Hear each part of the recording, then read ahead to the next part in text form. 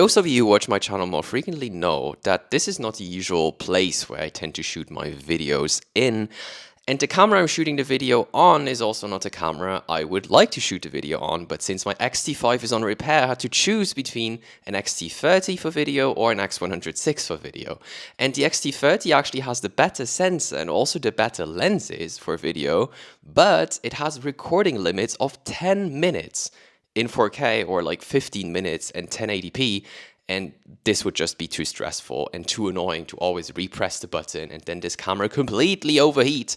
So I decided to go for the X106, but this camera has relatively bad video autofocus, so we'll see how it holds up this time. But anyway, recently I shot an event in extreme low light, and I realized that there is a few tips and tricks that I tend to apply only to these extreme low light settings that I wouldn't necessarily apply in conventional low light photography, and I thought I would make a video and share these extreme low light tips with you. So I would say, let's just get started.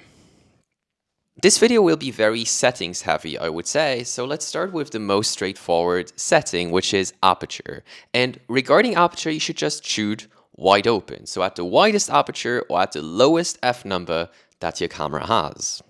And while I do not necessarily think that gear matters, it's definitely advantageous to have a sensor that is slightly bigger, like APS-C or full frame, for instance.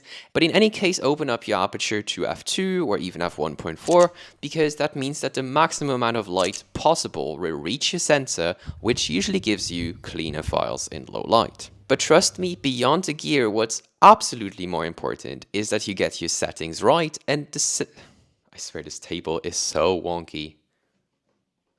Crazy shit. But trust me, what matters so much more than camera equipment is camera settings, because the two crucial settings, apart from having your aperture wide open, is ISO and shutter speed, and they require some, let's say, special treatment. So let's get into that next. And regarding ISO, the ISO setting that you should use is actually on paper quite easy, because it is ISO auto or auto ISO. And while your camera is very decent usually to adjust the ISO to, well, match the brightness of the scene, since you effectively give control over ISO to your camera, the camera exposure, especially in extreme low light, will not out of the box be correct.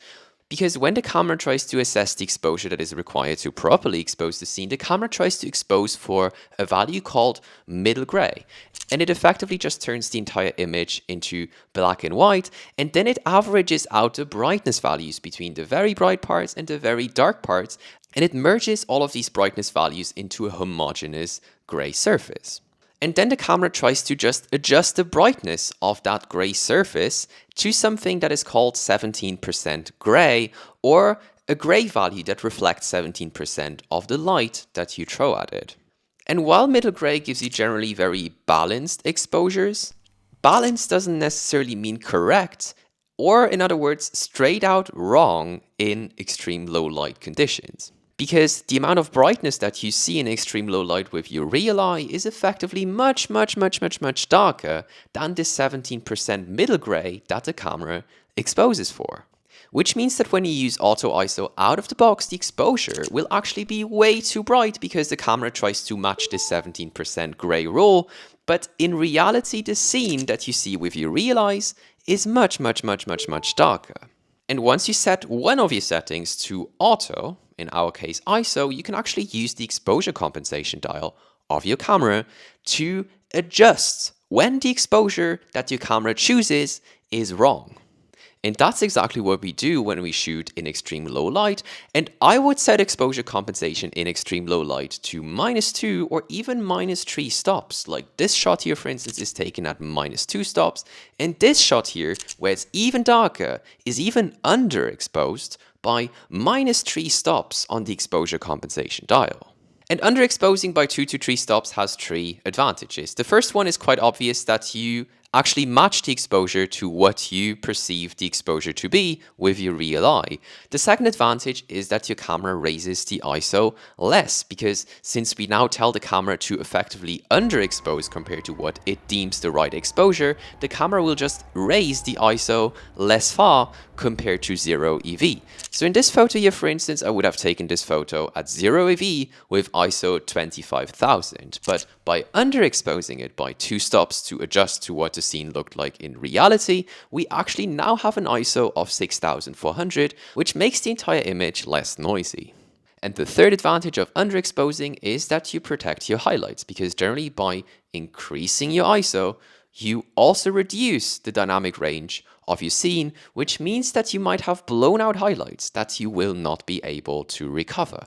But by underexposing your scene by -2 or -3 stops, you make sure that your highlights are properly exposed and that they stay also nicely recoverable later when you edit the photo. And so far we've touched upon aperture, we've touched upon ISO, which you always just dial in the same way. You shoot wide open and you underexpose in auto ISO by 2 or 3 stops. But now we'll talk about shutter speed, and shutter speed will vary depending on your scene, and we'll get through these scenarios one by one. Generally speaking, you might already have heard this shutter speed rule that you should shoot at a minimum shutter speed of 1/2 times your focal length in full frame terms. On my Fujifilm X106, which is a full frame equivalent 35mm lens, this shutter speed would be 1/2 times 35mm, meaning that I should, in theory, shoot at a shutter speed of 1/70th of a second. But this doesn't quite get it right in extreme low light, and in reality, you can actually go much lower depending on the scenario. So let's go through these scenarios one by one. So first of all, when you have subjects that do not move, there is no action that needs to be frozen because everything doesn't move anyway. So in that case, just shoot at the lowest shutter speed that you can reasonably handhold. So in this case here, for instance, I have this glass that's standing immovably on the table, and I can actually shoot at 1/4 of a second to properly expose this photo. And as you can see, everything in the background is actually slightly blurry, which actually adds something to the scene, while the glass itself is nice and crisp since it doesn't move. And what enables you to shoot at these super slow shutter speeds is first of all to have very stable hands, that you have IBIS or some kind of image stabilization in the camera, or that you have a tripod with you. But since not every subject is static, let's now talk about moving subjects in your frame. And usually faster subjects also require a faster shutter speed. But people tend to exaggerate a bit how fast this shutter speed actually needs to be. Like this photo here, for instance, is taken at 1/30th of a second, and my subject is moving, but the motion blur is actually quite limited. And generally speaking, when you have a moving subject, you want to achieve two things. First of all, that your shutter speed is slow enough so that as much light as possible can reach the sensor. And the second thing that you want to achieve is that your subject is reasonably sharp. In this photo here, for instance, the subject is moving very little, just sitting there very relaxed in this chair. And I took my photo at 1/15th of a second, and as you can see, it is nice and crisp. Or here, for instance, our subject is moving quite a bit faster, and nevertheless, I shot at a shutter speed of 1/30th of a second, and it is enough to reasonably freeze the action. But what happens if your subject is actually moving very fast, like these bikers here, for instance? And here it also matters in what directions the bikers are biking, because if they bike from left to right compared to your camera position, you will immediately perceive motion blur. But if they bike towards the camera, then you will actually perceive the motion blur less, because they have changed their position relative to the camera less while you take the photo. So this photo here, for instance, is taken at 1/10th of a second, and you can clearly recognize these bikers. And yes, they are moving, and yes, there is motion blur, but good enough is good enough. And if you want to have your subject like really super nice and crisp, I actually invite you to try the panning shot. And the panning shot is effectively you adjusting your camera movement to the speed of the biker, and what you will see is that if you do it right and you exactly match the speed of the biker, your biker will be sharp, while the background will be blurry, which makes for these fantastic photos here. And who even says that everything in the photo needs to be nice and sharp? Like here, for instance, you have this tent that is crisp because it doesn't move. Well, everything before the tent is moving, which makes for interesting photos like these. And at the end of the video, I'd like to talk about a few don'ts when it comes to extreme low light photography. First of all, do not be scared to raise your ISO. Most of these photos that you've seen so far are consistently taken on an APS-C camera at ISO 12800, despite me underexposing my photo, despite me having very slow shutter speeds, and it's just part of the game to raise the ISO. And so far, have you noticed any excessive or distracting noise in these photos? For me, they look certainly very decent, so be sure to just raise the ISO to whatever is required to properly expose the scene, underexposed by 2 stops or more. The next don't of extreme low light photography is to not be overly perfectionist. If there is a tiny bit of motion blur that you perceive when you zoom into your photo, it's okay. Because if you look at the photo from a regular distance, nobody will ever see the motion blur.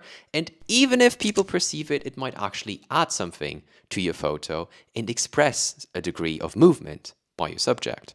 And if you want to know more about why underexposing is so crucial in low light photography, then I invite you to check out this video up here. And with that being said, thank you so much for tuning in today, for sticking till the end, and I hopefully see you in next week's video. Bye.